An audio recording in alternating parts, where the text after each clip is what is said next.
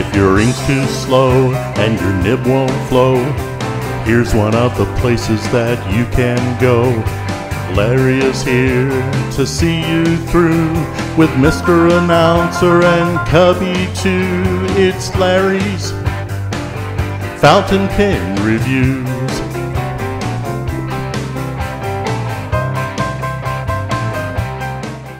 Okay, folks, my name is Larry here in Fort Worth, Texas, and welcome to Larry's Fountain Pen Zoom Pen Hangout. And today I'm having Troy LaPlante as my guest, and he is going to talk about his favorite 3 pens. So, Mr. Troy, take it away.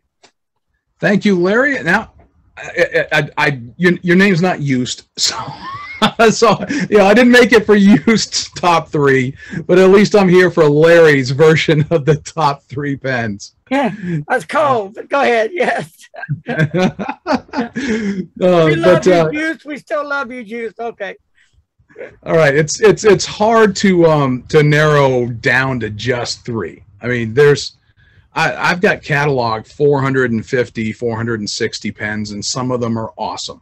You know, low end pens, upper end pens. But what I try to do is to take the 3 that I think are probably the best writing experiences, the ones that I reach for. So when the ones that I go, you know what, yeah, I got a couple on my desk, yeah, but I'm going to go back to the old faithful kind of thing. So what I've done is I've narrowed it down to 3, even though these are not the only ones that I love. I mean, you know as well as I do, there's a bunch of pens that you absolutely love. I've got one on my desk here that is an honorable mention, and I use it all the time, use it every day, but I can't really put it at the top 3 if I've got to narrow it down to 3. Top 10, definitely. But as far as top 3, I've narrowed it down to 2 modern and 1 vintage. I like vintage too. It's not just modern for me. So let me start with probably the newest out of the batch, out of the whole group. And that would be this one right here. And it's a brand that's been around a long time, but Conway Stewart. Right here. The Conway Stewart Churchill.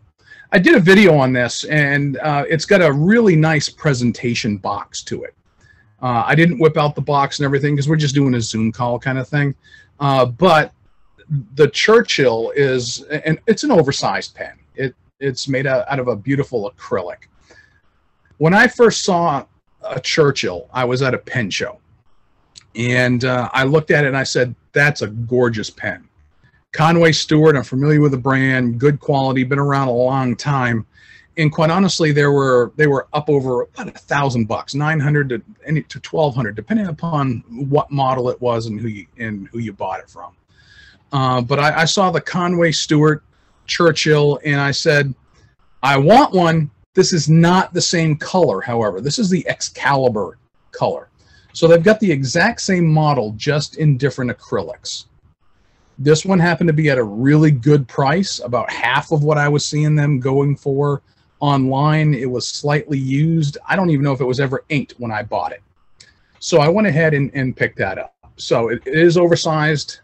It's got a great big clip and a great big cap. So it's a lot of heft to that for the overall weight. And then it's got a good sized nib to it, Larry. I don't know if you can see that great big old. It's like I mean, I don't know. It's probably like a number 6, but it looks just bigger. It just looks like a much bigger nib than that. I don't think it's an 8, but you know, it is. And I just cleaned this out just the other day. I cleaned out all these 3 pens, by the way, that I'm going to show you. I just cleaned them out yesterday because they were sitting in a container full of pens that I've finished using, spent all the ink, and as much as I want to refill them and keep writing with them, I keep telling myself, no, you can't do that. You got to put other pens in rotation, or else you're never going to use all the ones that you purchased. So it is a cartridge converter. What I like about this is a screw-in converter. I like it when they do screw-in converters. I'll be honest with you, I'm going to show you a pen in a little bit that I wish had a screw-in converter, but I do like the fact that it's secure. It's not going anywhere. That's one of the things I do like about Jaffa Brands has started doing that over the past several years. Conway Stewart does that. Absolutely gorgeous. Good, great big old fit in my big old mitts. And this is a semi-flex nib. The writing experience is just fantastic. And that's why these 3 pens that I'm going to show you are in my top 3, because of the writing experience. The way they fit, the way they look, sure, that's all spectacular. But if it doesn't write worth a hill of beans, I'm not going to reach for it. But I kept reaching for this when it was in my rotation, kept using it and using it. Used it a lot to write letters, notes, everything. So fantastic writer. So that's one of them. Obviously, just doing Zoom, it's hard to do a writing sample with them. So I hadn't planned on really, I didn't even ink them up. Yeah, don't worry about that. Yeah. All right. So the next one is probably the next youngest. So it's not the oldest, but one of my favorites. And this is one of those pens that I said, I want that. I looked at it, I said, that is one incredibly sexy pen, and I want it. It's that one right there, the Waterman Edson. That's beautiful. Yeah. The 1990s, to me, for Waterman, for their modern pens, was a fantastic era. They came out with a Watermen Filius, which, quite honestly, probably deserves a mention on like an honorable mention list, just because of it was an inexpensive working man's pen. It was a workhorse of a pen, fantastic value. Well, when they were doing the upper end pens, Waterman did a tremendous job when they did the Edson. The Edson came out in this color right here, which is their sapphire. They also had this in jewel tones like ruby, in an emerald. They had a black onyx, or a black pearl. I'm trying to remember which they called it, but it was basically black. It came in a sterling silver as well. This also came with an edition that I fell in love with when I saw, and that was Boucheron. Boucheron, isn't that gorgeous?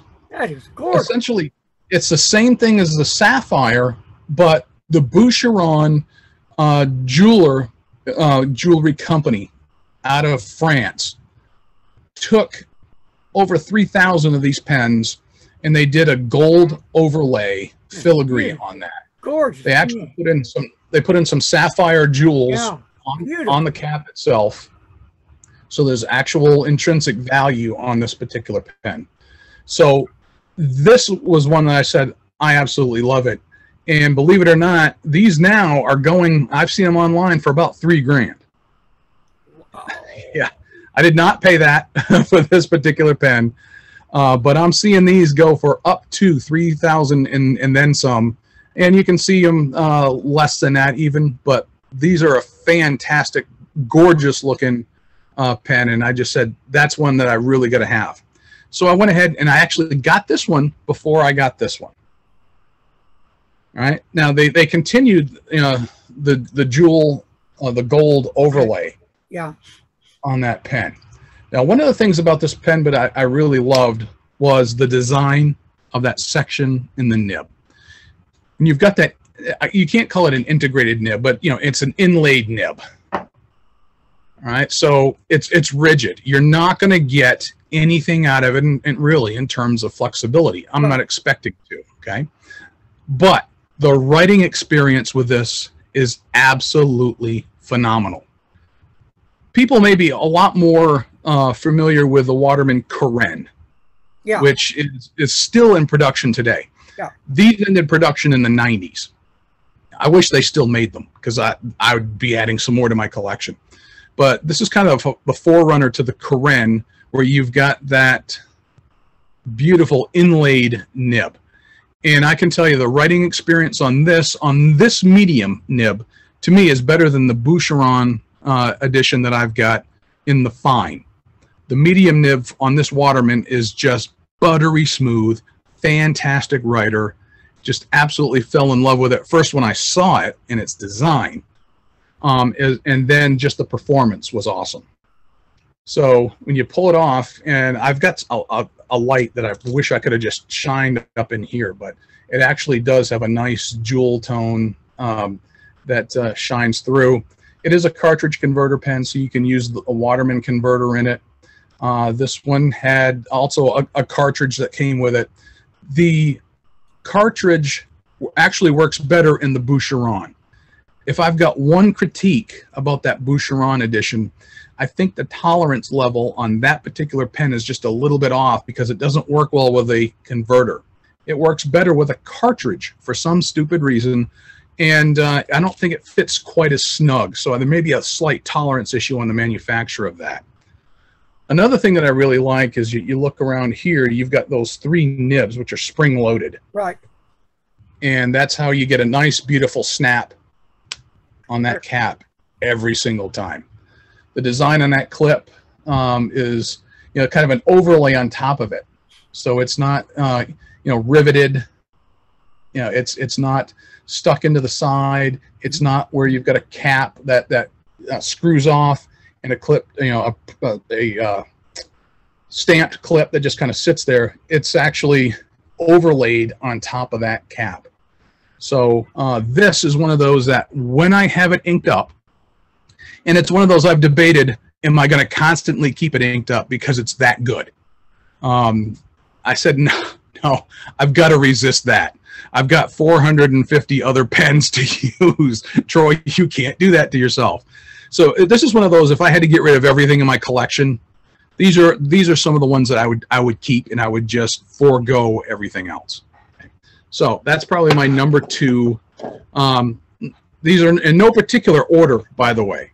All right, these are just 3. And the last one that I'm going to show you here for a top 3 is a vintage. In June, I went to the Raleigh Pen Show, the Triangle Pen Show, and I picked up a Wahl Eversharp Deco Band. I've loved Wahl Eversharp products ever since I first picked up, let's say, a Skyline. The Wahl Eversharp Skyline to me was absolutely gorgeous. The writing experience was really, really good. 1940s vintage, it was great. And I've had several other older Eversharp, and I've been really happy with them overall. For people who don't know, Wahl and Eversharp combined, and they were bought out in 1950s, I think, by Parker. Around that time frame, and they started to become more like Parker pens, like a Parker 45, as you started to get like to the 10,000 word pen or so. But they were one of the top 5 pen makers in America back in the 20s and 30s. 1929 or so was this one that I picked up. Now, their modern versions are gorgeous. I have been wanting a modern Wahl Eversharp Deco Band for quite a while. I just haven't been willing to pay the price. Yeah, big pricey, yeah. You're talking $800 minimum. Pen shows, I was able to $700, $750 up to $900 or so, depending upon the one. I'm like, that would be my entire budget that I brought to the Raleigh show at that time, you know. And so I said, I want one. I really do. I still do. I'm just debating whether or not I pay the mortgage. You know? Well, yeah. So Tell the wife that. Yeah, right. Yeah. So yeah, I can't do that. So when I was going around the Raleigh show, I decided I know the vintage ones look good. I didn't have one, so I went ahead and bought one, and it was a great pen. Well, fast forward another month, 6 weeks later, I'm at the DC Pen Show, and I run across another one. The last thing I need is like another pen, right? Much less one that I've already got, but I found this one. Okay. And I did a video on this one too. And this is again a Wahl Eversharp Deco Band. That black and pearl one came out in about 1929. This one here, from what I can see, came out probably around 31. So back in the heyday. I mean, to me, the prime time of pen manufacturing was in the 1920s up to about 1940. And that's for all the big time makers. Schaefer, Waterman, Eversharp, Parker, it doesn't matter. To me, those were some of the best pens made in some fantastic materials. So I decided I'll give this one a shot. It was more money than I paid for this one. This one was about a third of the cost of a brand new one. And I was really happy with it. And I said, that is a fantastic performing pen. And it's not the modern incarnation, because you know as well as I do, Larry, sometimes when you get a modern version of an old classic, it may or may not be as good as the original. Conklin's a great example. That's true. Yeah. I love some of my Conklins from like 1918, the 1920s. Modern ones, not as much compared to what they were. Esterbrooks, for a while, the modern incarnation of Esterbrooks, hated them, until they recently were purchased by Kenro. And then they improved the quality of them, and now they're much better than they were. Yeah. Right? So you don't know. And so I hemmed and hawed over it, but these vintage ones, I got to admit, Larry, this one here, I kept reaching for it, and I kept reaching for it. And the more I wrote with it, the more I absolutely loved it.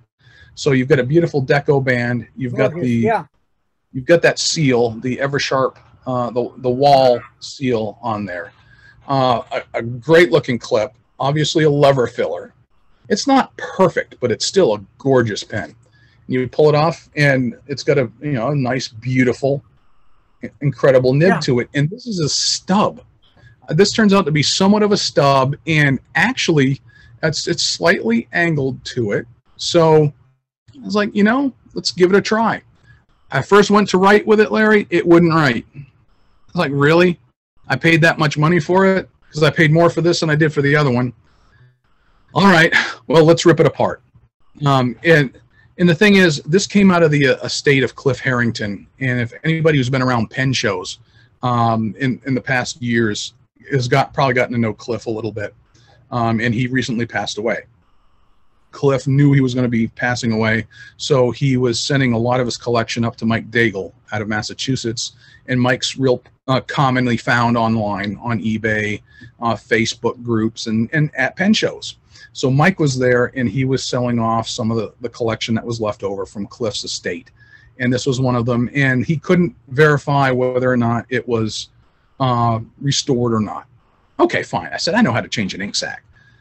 Take it home, go to write with it. It sucks up ink. It ain't writing worth a flip. So I said, all right, this kind of investment, I'm not going to just let it sit. So tore it apart, cleaned it up, put it all back together, inked it up, and I was like, ooh, ooh, ooh, that's awesome. And I was just like, that is just like, wow.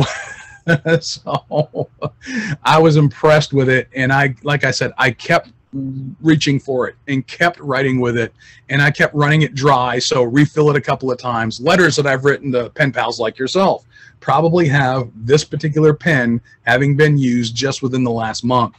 So this, even though I just got it in August, so that's just, well, 4 to 6 weeks ago, maybe. Yeah. Still, whenever the DC show, this really moved up to the top of my list. And I think this is probably one of my top 3 favorite pens to write with, even though it's one of my newer additions to my collection. So those are, as of right now, and I'm sure with everybody who collects pens, my top 3 may change. Yeah, mine does. Yeah. Yeah. So, I mean, I look back at some of my old videos that I had done, and I looked at what my top ones were then, and I go, yeah, you know what? That was a great pen. Still is. But no, I found one that I like a little better. So it's all a matter of personal taste. Yeah. My top 3, if I have the same pens you've got, and let's say if our collections were identical, my top 3 would still be different than your top 3. Yeah. Yeah. You know? I know that, like, you're mine. Yeah. Okay. Like, yeah, I know you're into Mont Blanc 149s. Yeah, love them. And I've got one. Matter of fact, just before we started here, I put one that I was using as my pen of the day back here. It's still inked up. It'll go back into rotation. Great pen, but it wasn't even going to crack my top 10 kind of thing. But I still like it. You know, it doesn't mean I don't love it, and doesn't mean I don't use it, because I do. It's just the whole idea is if you got to narrow it down to 3, these are the ones that I reach for when I want a great writing experience, just because. So it doesn't mean I don't have a bunch of others that would be honorable mentions. I mean, I actually pulled some that I said if I had to make an honorable mention list, then yeah, we got a great list to go by there too. But if you're narrowing it down to top 3, I had to have a vintage in there. And it's not just the principle of it, it's the fact that I like to use vintage pens. Yeah. And I love my modern ones too. See, on my vintage, I really like the Parker and the Schaefer and the Everywhere. Is it Eversharp? Yeah. Those are some of the vintage I really, really get into. I love them. Really nice pens. And you know, and there's some vintage ones out there that I think are overrated too. Oh yeah, yeah. You know, you talk about like vintage. Everybody says, well, if you're going to be a collector, you got to have a Parker 51 in your collection. Okay, well, guess what? We've got 3 of them in the house. They're okay. They ain't all that compared to what everybody kept saying. Yeah, which by the way, you see, I got my Larry hat on. I see that. Yeah, yeah. Okay, yeah. Keep that hat on. I've gotten a lot of comments on that my Larry hat. So, and I've had some people ask me, "What is that?" So I explained them about you and your YouTube channel. That's the Spaceman. Yeah. Yeah. But so anyway, you know, Parker. You meant Parker's not actually one of my top favorite vintage anything. I was just thinking about how I've got. I have a pen by Arnold, which was not a top tier manufacturer at all. They were like a lower tier, 3rd tier manufacturer out of Virginia. Mm-hmm. And they made a lot of pens in the 30s and 40s, and they essentially cloned the Parker Duofold. I've got some Duofolds, and I like them.